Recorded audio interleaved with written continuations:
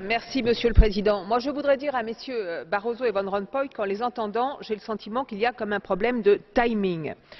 Je veux dire que, contrairement à ce que d'autres peuvent penser, je ne pense pas que la crise européenne soit derrière nous. Et donc, ce ne sont pas des propositions pour demain ou après-demain que nous voulons. Ce sont des actions pour aujourd'hui.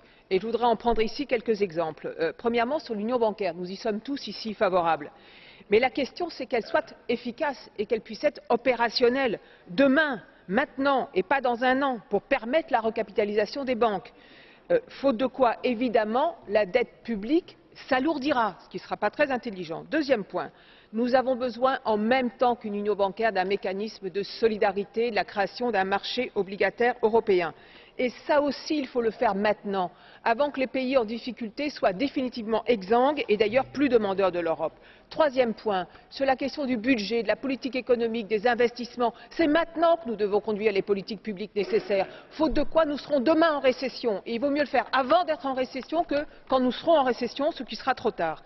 Quatrième point, sur la parité dans les instances de l'Union européenne, j'ai 1 minute 30, Monsieur le Président, il y a 30 secondes qui ont été rajoutées. Sur la parité dans les instances de l'Union européenne, et particulièrement à la BCE, Monsieur Van Rompuy, c'est maintenant qu'il faut le faire, et pas en 2018. Faute de quoi, quelle sera notre crédibilité quand nous défendons la question des droits des femmes à l'extérieur de l'Union européenne et quand nous donnons des leçons au gouvernement d'un certain nombre de pays qui ne respectent pas la question des droits des femmes chez eux?